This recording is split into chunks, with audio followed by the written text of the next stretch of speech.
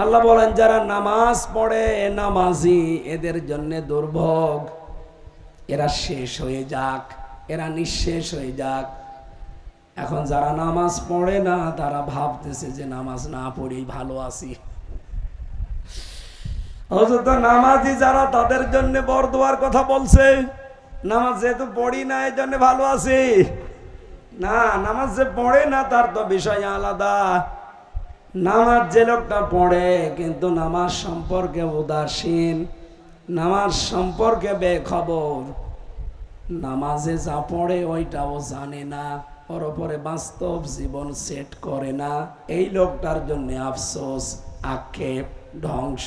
বলেন নাউজুবিল্লাহ। নামাজ যারা পড়ে না ওদের কথা তো বাদই দিলাম। ইয়াউমা ইউকশাফু আন সাকিউ ওয়া ইউদআউনা ইলাস সুজুদি ওয়া হুম সালিমুন খাশিআতান আবসারুহুম তারহাকুহুম যিল্লাহ ওয়া ক্বাদ কানু ইউদআউনা ইলাস সুজুদি ওয়া হুম সালিমুন ইলা আখিরি আয়া।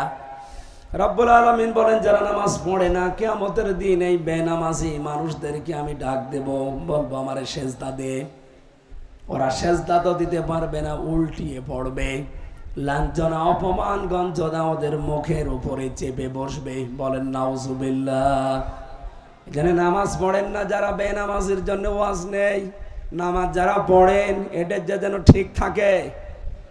নামাজ পড়ার পরও যে ধ্বংস হওয়া লাগে, এই জন্য নামাজ পড়লে যেন আমরা বরবাদ না হই, ওই বিষয়গুলো খেয়াল করা দরকার।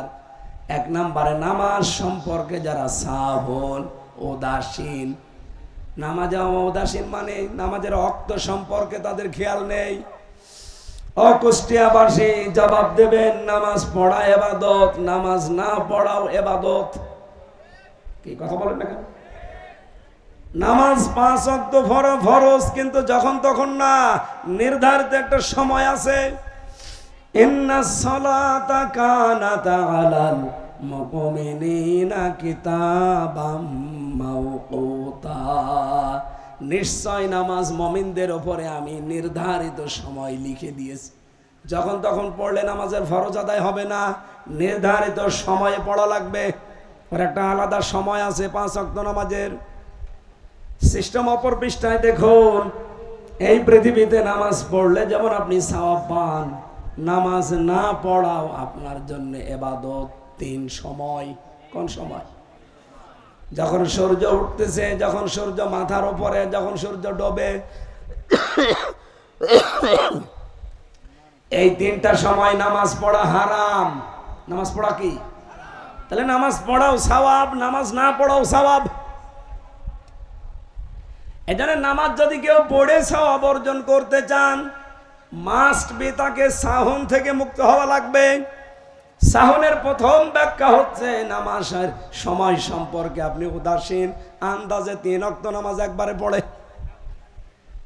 জোহরের নামাজ, আসরের নামাজ, মাগরিবের নামাজ, অনেক চাষি আছে ওরা একবারে 3 ওয়াক্ত পড়ে। এই কথা বলেন না কেন? সেই ফজরের নামাজ পড়ে মাঠে চলে গেছে, জোহর আসর পড়তে পারে নাই, একবারে মাগরিবের সময় এসে গোসল করে 3 ওয়াক্ত নামাজ একবারে পড়ে। মানে ফজর, জোহর, আসর, মাগরিব, ইশা সব ওয়াক্ত নামাজের নিয়ত করলো আলিমউদ্দিন চাষা। আল্লাহ,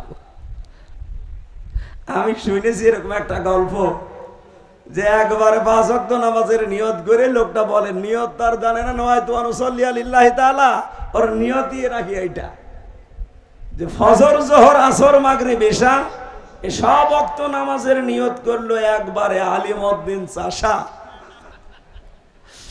আপনি নামাজ সম্পর্কে উদাসীন থাকলে কিন্তু ধ্বংস হয়ে যাবেন।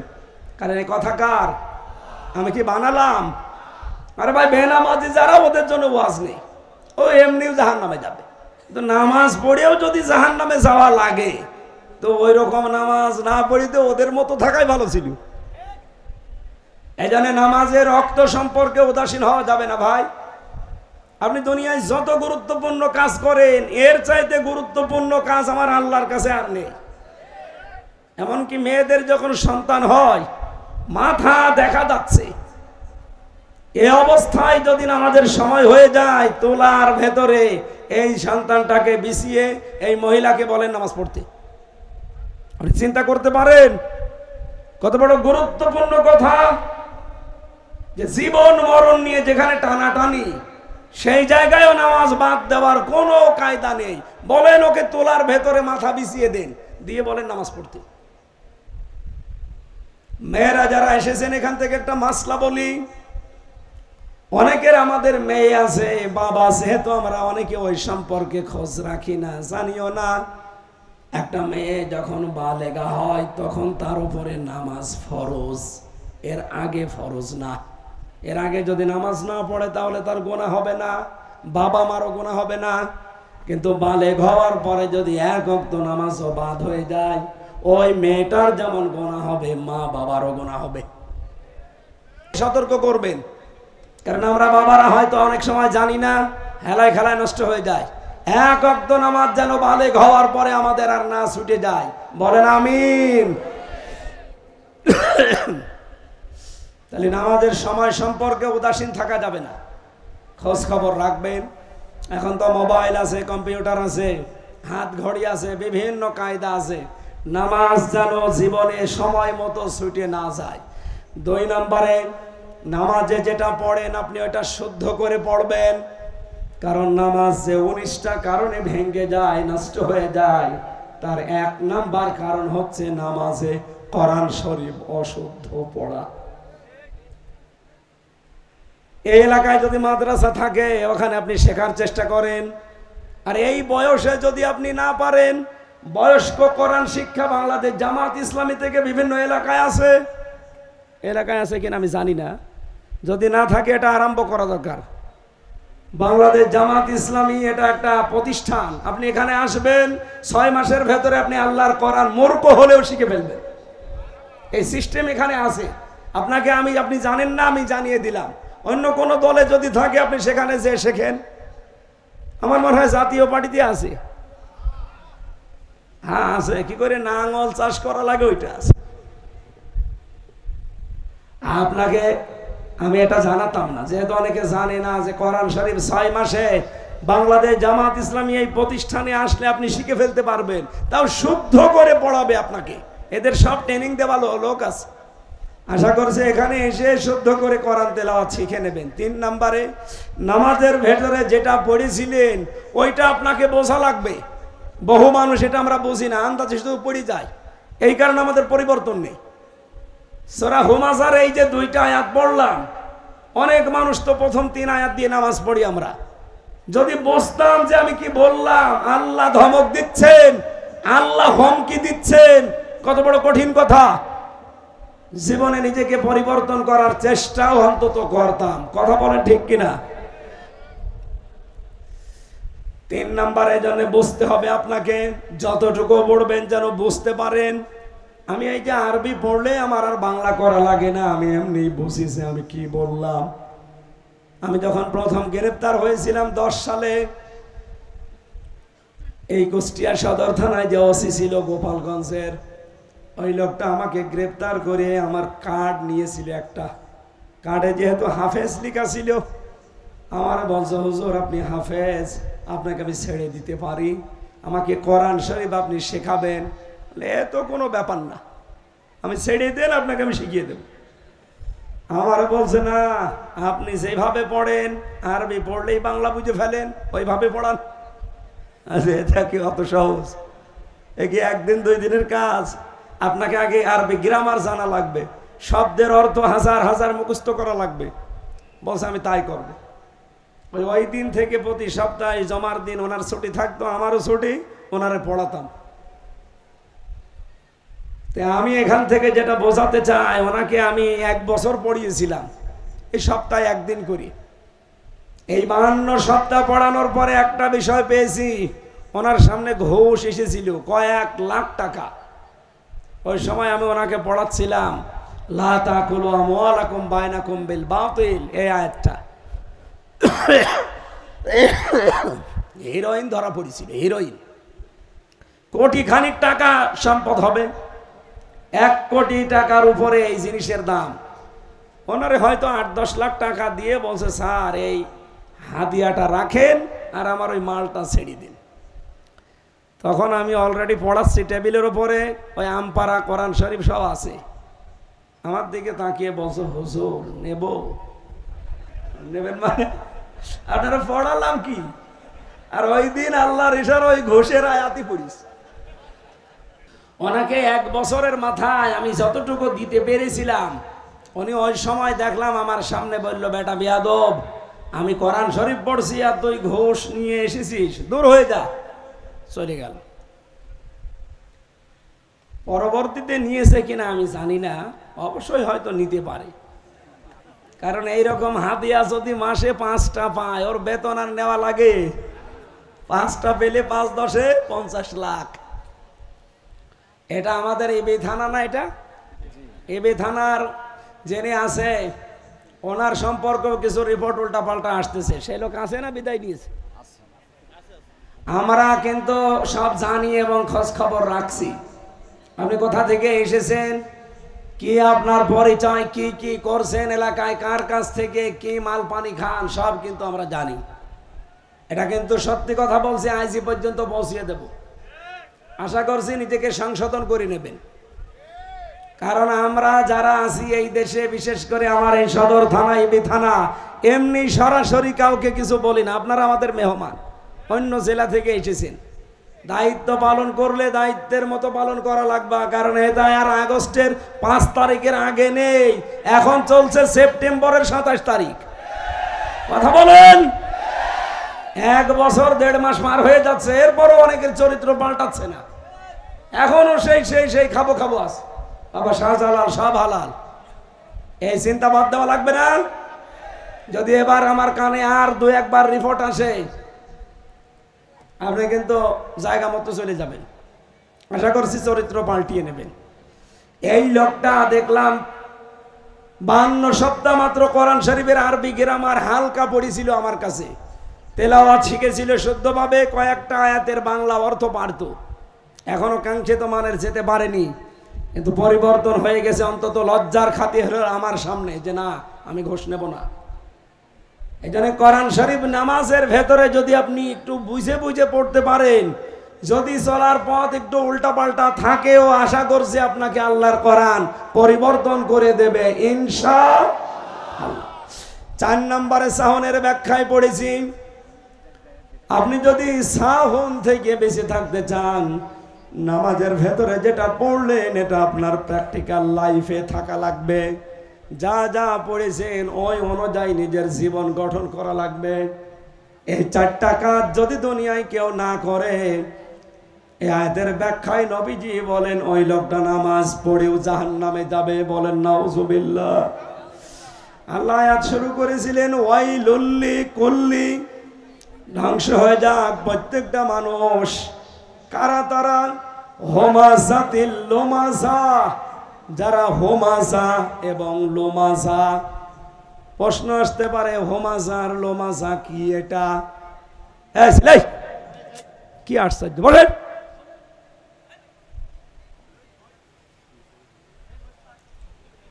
হোমাজার লোমাজা, অনেক মানুষ কোরআন শরীফ শুধু আরবিতে পড়ে, অর্থ বোঝে না, ব্যাখ্যা বোঝে না, এই জন্য মেয়েদের নাম রেখে দেয় আদর করে। আমার নিজের এলাকায় আমি একজনকে যমজ বাচ্চা হয়েছে, 2টাই মেয়ে। একদিন জিজ্ঞাসা করলাম যে ভাই যমজ বাচ্চা নাম রাখলেন? বলছে হুজুর নাম রেখেছি হোমাজা লোমাজা। একটা কথা হইল। আপনি কি জানেন হোমাজা লোমাজা কি? যা জানি কোরআন শরীফে আছে, ওই আয়াত পড়ে আমার শোনাইলো। আরে যে হোমাজা মানে সামনে নিন্দাকারী, আর লোমাজা মানে পেছনে নিন্দাকারী। এ কি ভালো নাম? বলেন বলেন। এই জন্য যারা সামনাসামনি মানুষকে ছোট করেন, সামনাসামনি মানুষের নিন্দা করেন, বদনাম করেন, পেছনে পেছনে যারা মানুষের গীবত করেন, পরনিন্দা করেন, এই 2 প্রকার মানুষের জন্য আল্লাহ বলেন আমার হুমকি, আমার ধমকি। বলেন নাউজুবিল্লাহ। অথচ আমি ছোট্ট জীবনে দেখতে পাচ্ছি এখন পৃথিবীতে এই গোনাটা মানুষ গোনা মনে করে না, অথচ দেদারসে করে যাচ্ছে। যারা মানুষের বদনাম করেন, এর কথা ওর কাছে লাগান, মানুষের সম্পর্ক নষ্ট করে দেন, এটা আমার মনে হয় এতদিন যাই ছিল, আগস্টের 5 তারিখের পরে থেকে অনেকের ভেতরে এই আমলটা এখন বেশি। কি করে এর কাছ থেকে মানুষকে সরানো যায়, এর সম্পর্কে আন্দাজে বানিয়ে বানিয়ে কথা বলেন। আর একটা অপরাধ হচ্ছে নিজে অন্যায় করে ফেলে, নিজের দল অন্যায় করে, এই অন্যায়টা চেপে রাখার জন্য, ধামা চাপা দেওয়ার জন্য একটা নিরপরাধ মানুষের ওপরে, নিরপরাধ দলের ওপরে দোষটা চাপিয়ে নিজে ভালো সাজে। এগোনা বাংলাদেশে নেই। আপনি কিন্তু আল্লাহ নিজে ধমক দিচ্ছে আপনাকে। কোরআনে কারিমে আমি পড়েছি সূরা নিসা 112 নম্বর আয়াতের ভেতরে আছে, অমাইয়াকেসেবে খতিয়াতান আও ইসমান সুম্মা ইয়ারমি বিহি বারিআন ফাকাদ ইহতামালা বুহতানা ইসমান মুবিনা। বহু মানুষ দুনিয়ায় এমন আছে, নিজে অন্যায় করে, নিজে অপরাধ করে, অন্যায়টা যখন হয়ে যায়, কাজটা যখন সংগঠিত হয়ে যায়, তখন একটা নিরপরাধ মানুষের উপরে দোষটা চাপিয়ে নিজে ভালো সাজে। আল্লাহ পাক বলেন এই লোকটা যেন প্রকাশ্য পাপের বোঝা বহন করে নিয়ে বেড়াচ্ছে। হয়তো আমরা এখন দেখতে পাচ্ছি না, কিন্তু কিয়ামতের দিন আপনি সরাসরি দেখতে পাবেন আমিরুল ইসলাম, আমির হামজা সরাসরি পাপের বিশাল বোঝা মাথায় করে নিয়ে বেড়াচ্ছে। আরে মানুষগুলো কিয়ামতে দেখে দেখে বলবে আলা সামায়াসিরুন, কত নিকৃষ্ট বোঝা এরা বহন করে নিয়ে যাচ্ছে। বলেন নাউজুবিল্লাহ। অপমান হওয়ার আগেই নিজেকে সংশোধন করে নেন। কুষ্টিয়াবাসী দ্বিতীয় নম্বরে পেয়েছি আল্লাযী জামাআ মালাহু ওয়া আদ্দাদা, যারা মাল জমা করে আর বারবার গণনা করে, হিসাব করে। প্রশ্ন আসতে পারে মাল কি টাকা পয়সা? না, শুধু টাকা পয়সায় মাল না। এই মাল শব্দের ব্যাখ্যায় তাফসিরে আমি 5 প্রকার অর্থ পেয়েছি। 1 নম্বরে মাল মানে টাকা পয়সা, 2 নম্বরে মাল মানে লোকবল জনবল, 3 নম্বরে মাল মানে অস্ত্র শস্ত্র, 4 নম্বরে মাল মানে সম্মান মর্যাদা, 5 নম্বরে মাল মানে রাষ্ট্রীয় চেয়ার। এবার আপনি ব্যাখ্যার দিকে গিয়ে একটু বুঝেছেন কিছু? যারা এই মালগুলো জমা করে, হয় অস্ত্র জমা করে, নাই সম্পদ জমা করে, নাই লোকবল জনবল জমা করে বৃদ্ধি করতে থাকে, অথবা রাষ্ট্রীয় চেয়ার পাওয়ার জন্য ধান্দায় থাকে, মান সম্মান পাওয়ার জন্য চেষ্টা চালাতে থাকে, এই 5টা অর্থের কোন অর্থটা আপনার ভেতরে আছে আপনি নিজেই বলেন। এগুলো যারা জমা করার জন্য সব সময় চেষ্টা করেন, চিন্তা করেন, আর এই ধারণা করেন যে এগুলো আমার কাছে স্থায়ীভাবে থেকে যাবে, ইয়াহসাবু আন্না মালাহু আখলাদা, সে মনে করে, ধারণা করে, সে বিশ্বাস করে এগুলো আমার কাছে স্থায়ীভাবে থাকবে। বলেন নাউজুবিল্লাহ। এই পৃথিবীর ময়দান 1500 বছর মনে করেন এই আয়াতটা নাজিল হয়েছে। 1500 বছরের যে বিশাল আলোচনা কোরআন থেকে আমি পেয়েছি, বহু মানুষ তাদের মাল জমা করেছিল, সম্পদ জমা করেছে, লোকবল জনবল বাড়িয়েছে, রাষ্ট্রীয় চেয়ারেও বসেছিল, মান সম্মান উপার্জন করেছে, বিশাল অর্থ সম্পদের মালিক হয়ে গেছে। ও মনে করেছিল এগুলো আমাকে অমর করে রাখবে, আমাকে চিরস্থায়ী করে রাখবে, আমাকে মানুষের মুখে মুখে রাখবে। আল্লাহ বলেন কাল্লা লা ইউমবাদান্না ফিল হুতামা, কখনোই না, তাকে হুতামায় আমি আল্লাহ নিক্ষেপ করব। বলেন নাউজুবিল্লাহ। এবার আসেন তো আয়াতের বাস্তব শিক্ষা কি?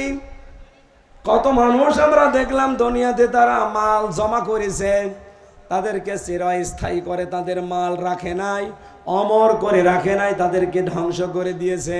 যেমন আবু লাহাব, এ লোকটা সম্পদ উপার্জন করেছিল, মাল উপার্জন করেছিল।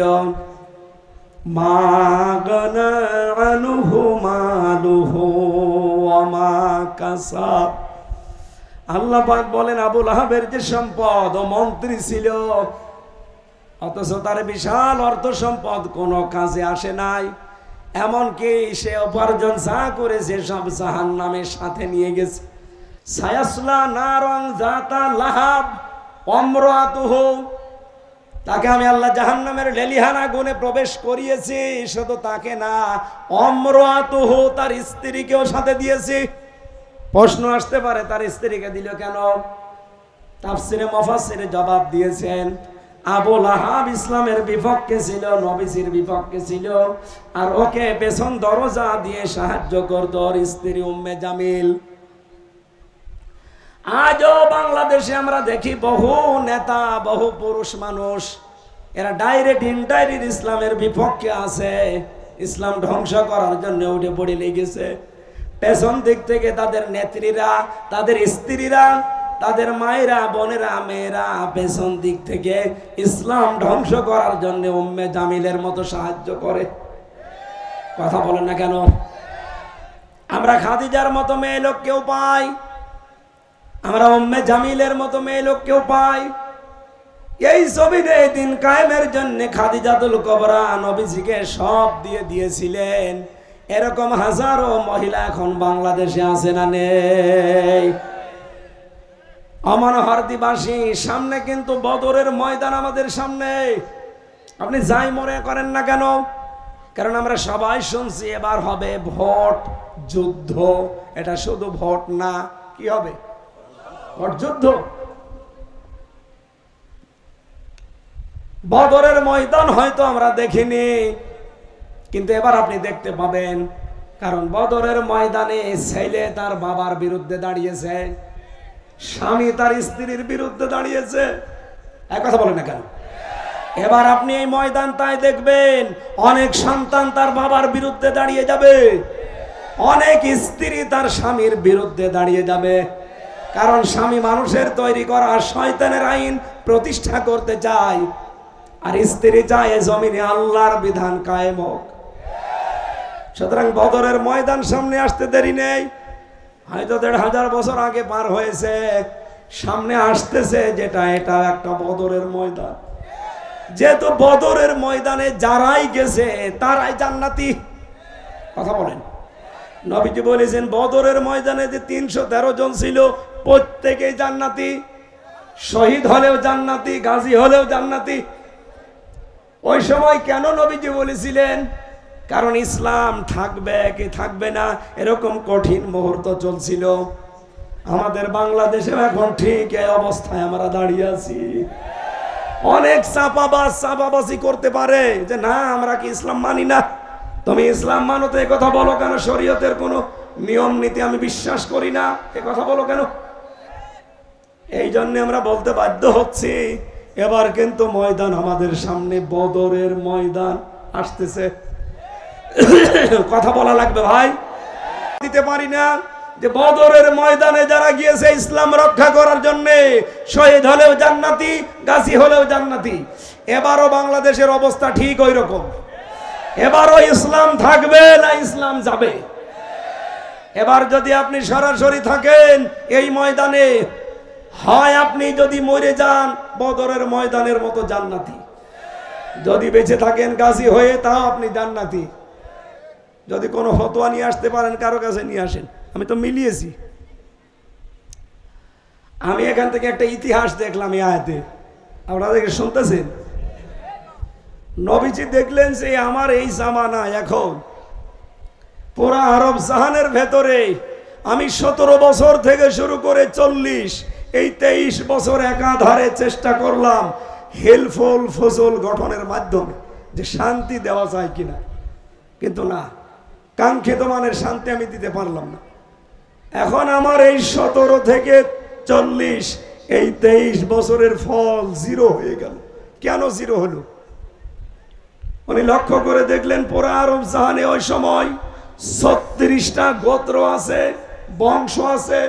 এদিকে তাকান, 36টা গোত্র বা বংশ আমাদের বাংলাদেশে।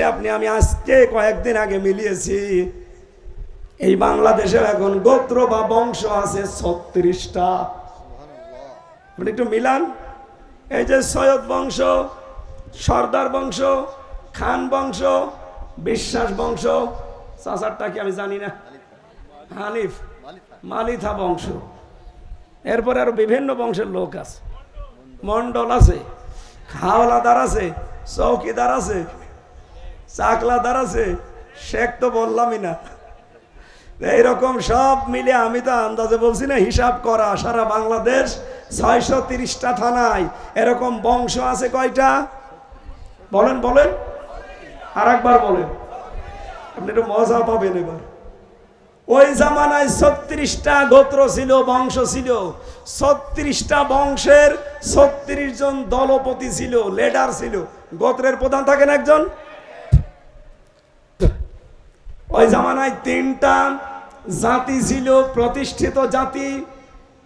একটা জাতির নাম হচ্ছে ইহুদি, আর একটা ছিল খ্রিস্টান, আর একটা ছিল মুশরিক, আর একটা জাতি ছিল নিভু অবস্থায়, তাদের নাম হচ্ছে হানিফ। হানিফ মানে আমাদের হানিফ না, হানিফ একটা গোত্রের নাম। হযরতে খাদিজাতুল কুবরা, ওয়ারাকা ইবনে নওফেল, হযরত আলী, ওনারা ওই নিয়ম নীতি মেনে চলতেন। এবার আসেন, ওই জামানায় ওই 3টা প্রতিষ্ঠিত জাতির 3 জন জাতীয় নেতা ছিল। ইহুদিদের জাতীয় নেতার নাম ছিল মারহাব, খ্রিস্টানদের জাতীয় নেতার নাম ছিল মুখাইরে, আর মুশরিকদের জাতীয় নেতার নাম ছিল আবু জেহেল। জাতীয় নেত্রী ছিল ওই জামানায় 3 জন। পুরা আরব জাহান তারা চালাতো। 1 নম্বরে আবু জেহেলের স্ত্রী নাকেরা, 2 নম্বরে আবু সুফিয়ানের স্ত্রী হিন্দা, 3 নম্বরে আবু লাহাবের স্ত্রী উম্মে জামিল। এই 3 জনের জাতীয় নেত্রী। তাহলে ওইদিকে 36 আর এদিকে 6, কত হয়? 42। বলেন বলেন। ওই জামানা পুরা আরব জাহান চালাতো এই 42 জন। যত অপকর্মের মূল হোতা এই 42 জন। আমিও একটু লক্ষ্য করে দেখেছি, এই বাংলাদেশে 56,000 বর্গ মাইল এই এরিয়াতে এই 42 জন ঠিক এরকম নেতা আর নেত্রী আছে। হয়তো অঞ্চল এলাকা হিসাবে জাতীয় নেতা তাদেরকে আমরা বলি। আমাদের কুষ্টিয়ায় 2 জন, ইউনূস ছিল, হানিফ ছিল।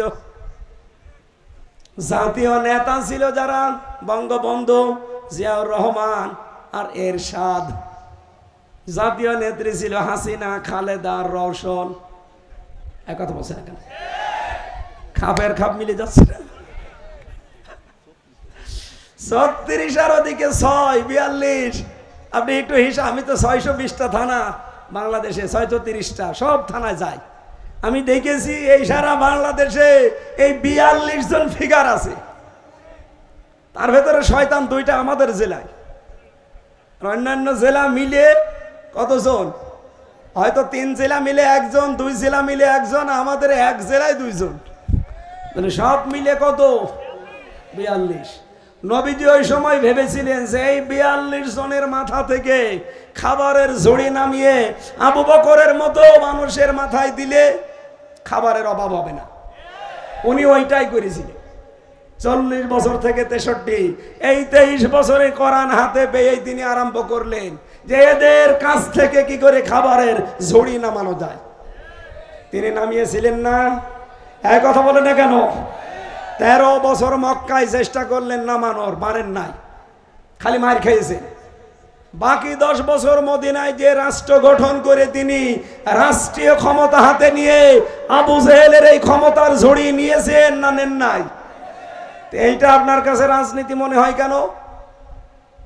যতদিন পর্যন্ত এই 42 জন মানুষের মাথা থেকে খাবারের ঝুড়ি নামিয়ে এই দেশে হানিফ গোত্র যারা আছে নিভু অবস্থায় খালি মার খায়, এইরকম মানুষের মাথার উপরে যখন খাবারের ঝুড়িগুলো দেওয়া হবে, আল্লাহর কসম এই দেশে কেউ না খেয়ে থাকবে না ইনশাআল্লাহ। মালখানি জমা করে যাচ্ছেন না? মাল মানে কি শুধু টাকা পয়সা? কি এই যে এই বইটা, এটা আমি লিখেছি জান্নাত জাহান্নাম, আমি জেলখানায় লিখেছি। এর ভেতরে এইটা আমার এই আলোচনাটা সাজানো আছে। মাল এখানে ব্যাখ্যা করা আছে, দেখবেন জাহান্নামে হতমা, যেটা এই হতমার ব্যাখ্যা করতে গিয়ে মাল আছে 5 প্রকার। এই 5 প্রকার মালের ব্যাখ্যা এখানে আরো বিস্তারিত 128 পৃষ্ঠা লেখা আছে। এক বলতে 1 পৃষ্ঠা বললাম, পুরাটা বলতে গেলে আমার গলাও শেষ, আমিও শেষ। বলেন এটাকে আপনার কাছে রাজনীতি মনে হইলো? আমি মিলিয়ে দেব। এখানে বসেন, ক্যালকুলেটর নেন, কম্পিউটার নিয়ে আসেন, বাংলাদেশের কোন এরিয়ায় কি কি চলছে সব মিলিয়ে আরব জাহানের সাথে আমি মিলাবো। এখনো বাংলাদেশ ধ্বংস করার মূলে এই 42 জন। কিছু ছেলে আছে, কিছু পালিয়েছে, এখনো কিছু বাইরে আছে।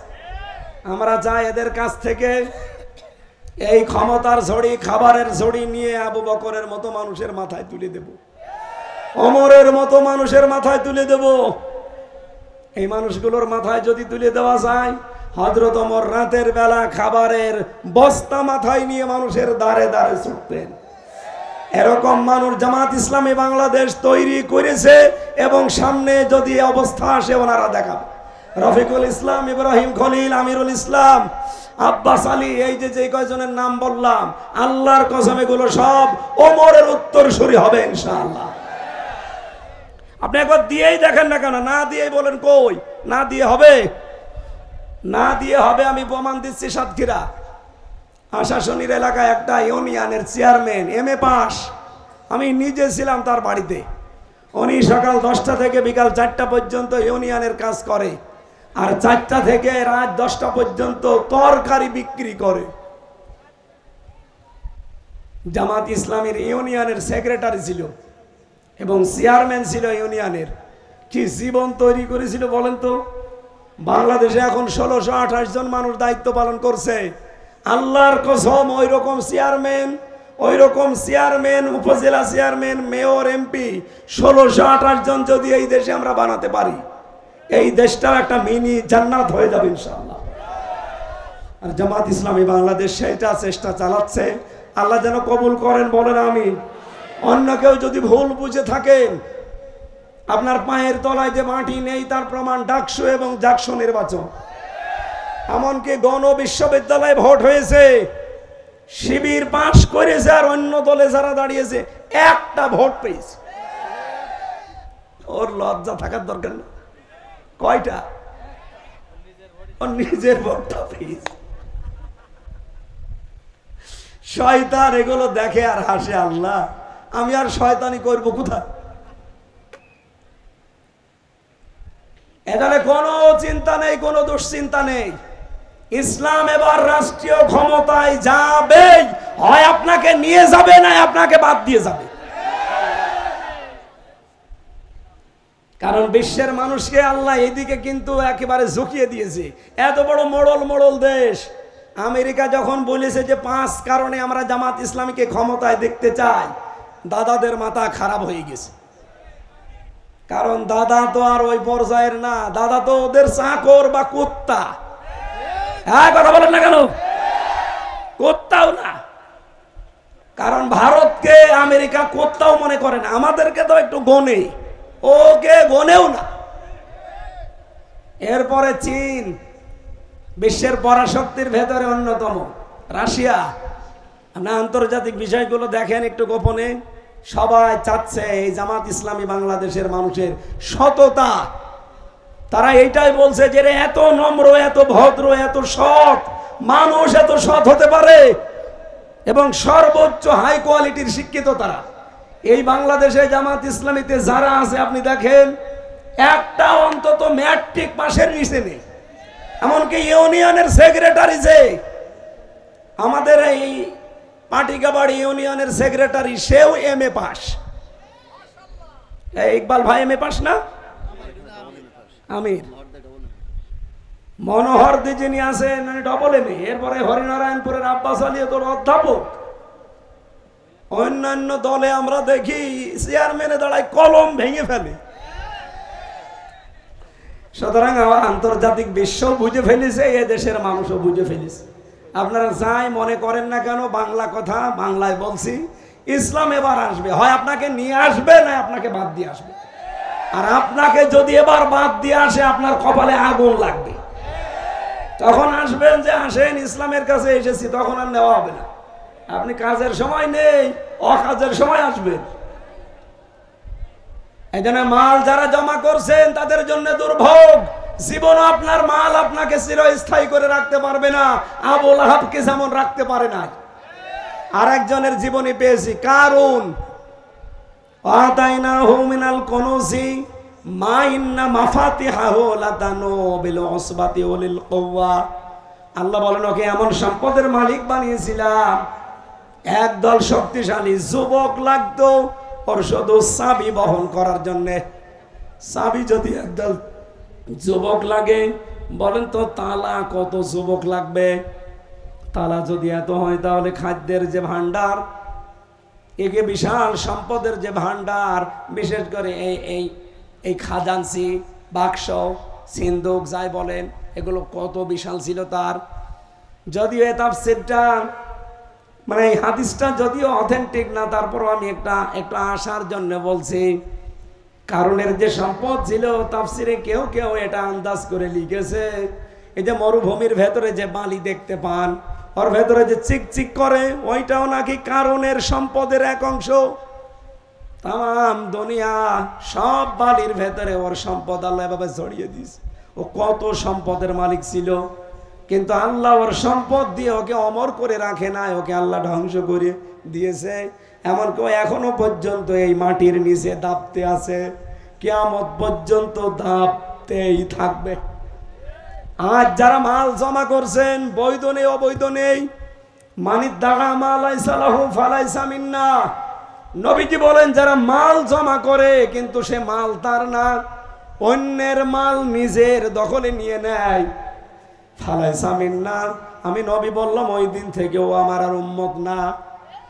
2 নম্বর ওয়ালা তাবাওয়া মাকাদাহু মিনান নার, ও যেন জাহান্নামে নিজের একটা স্থান তৈরি করে নিল। বলেন নাউজুবিল্লাহ।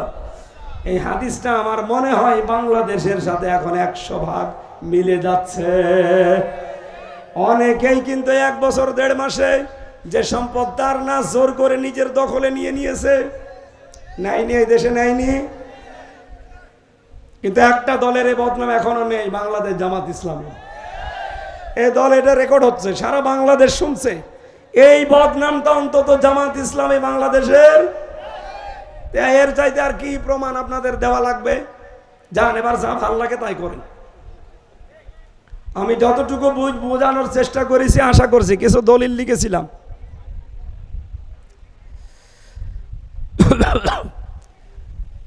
আল্লাহ রাব্বুল আলামিন বলেন, লাহা সাবাতু আবওয়াব লিকুল্লি বাবিম মিনহুম জুজুম মাকসুম।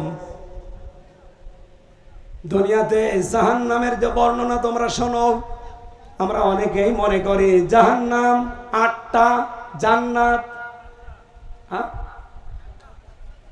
আমরা অনেকেই কিন্তু এটা জানি না যে জাহান্নামও একটা, জান্নাতও একটা, কিন্তু তার দরজা বা স্তর অনেক অনেক অনেক। আমি কোরআন শরীফের ভেতরে জান্নাতের স্তর বা দরজা পেয়েছি 100টা, আর জাহান্নামের স্তর বা দরজা পেয়েছি 27টা। এই যে এখানে যেই কয়টা আমি লিখেছি একটু দেখেন।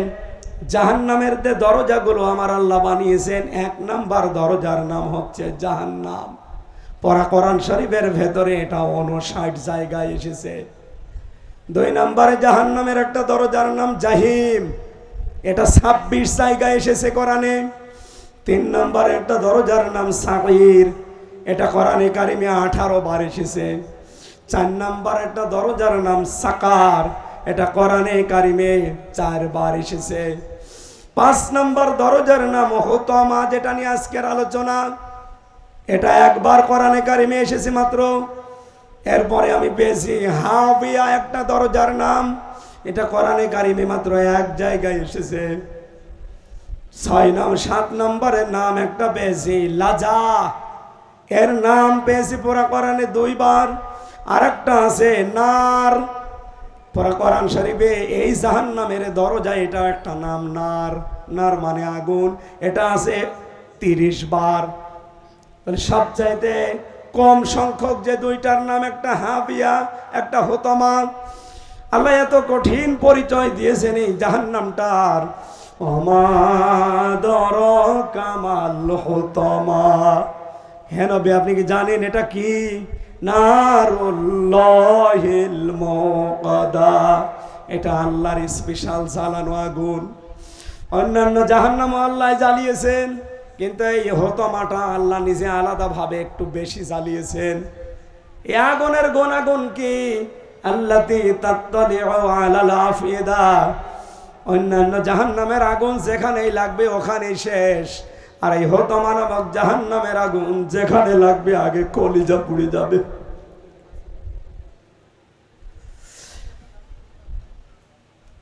ইন্নাহা আলাইহিম মুকসাদা। আল্লাহ বলেন এই জাহান্নামের বৈশিষ্ট্য আর একটা হচ্ছে, এখানে ঢুকিয়ে দেওয়ার পরে এর উপরে যে ঢাকনা আছে, ঢাকনা দিয়ে দেওয়া হবে। ফি আমাদিম মুমাদ্দাদা, বিশাল বিশাল খুঁটি থাকবে এই জাহান্নামের ভেতরে। জাহান্নামীদেরকে নিয়ে পেট মোড়া করে এখানে বেঁধে রাখা হবে। বলেন তো, এই যে হোতামা নামে জাহান্নামে আল্লাহ যে 3 প্রকার মানুষকে দেবে, এরা কি খুব বড় বড় অপরাধী? একেবারে ছোট ছোট অপরাধ মনে আছে কিছু জানেই না, সামনে নিন্দা করে পেছনে নিন্দা করে মানুষের। এটা মেয়েদের ভেতরে যেহেতু বেশি, মা বোনেরা সাবধান থাকবেন।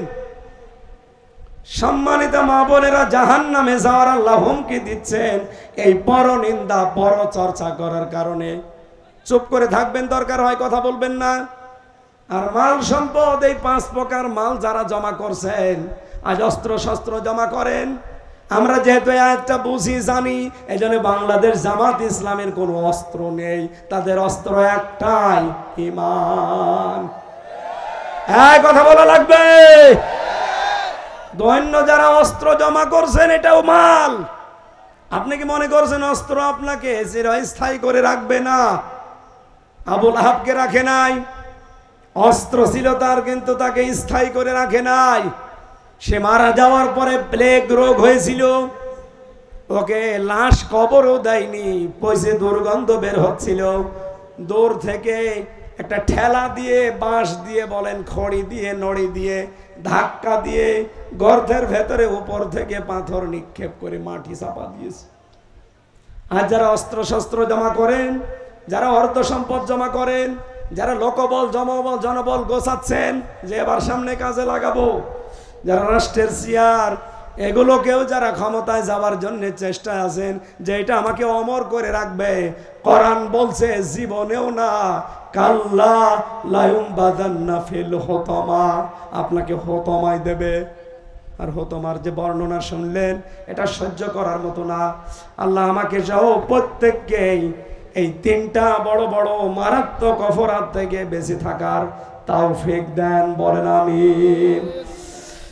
বাড়িতে যাওয়ার সময়, কুষ্টিয়ার মানুষ তো, এই যে পারিবারিক জীবনে দাম্পত্য কলহ, কেন গন্ডগোল হয়, মারামারি হয়, ঝামেলা হয়, এবং এটা মেটাতে হয় কি করি? এটা মেয়ে শিক্ষিত থাকলে, বউ শিক্ষিত হলে পড়াবেন। আর একটা আছে এই জান্নাত জাহান্নাম, যেটা নিয়ে আলোচনা করলাম। আর একটা আছে কিভাবে নামাজ পড়বেন। আমার মনে হয় এই বইটা সবার ঘরে থাকা দরকার। একেবারে মেসাক থেকে সালাম ফেরানো পর্যন্ত প্রত্যেকটা নিয়ম দেওয়া আছে। কারো কাছে জীবনে আর নামাজের কোনো বিষয় জিজ্ঞাসা করা লাগবে না। এটা প্রত্যেকের বাড়িতে একটা করে রাখবেন। আমার গাড়িতে আছে, এখানে যাওয়ার সময় নিয়ে যান। আর এটা শুধু ছেলেদের জন্যে, যাওয়ার সময় নিয়ে গেলে আপনাদের কাজে লাগবে। আল্লাহুম্মা আমিন।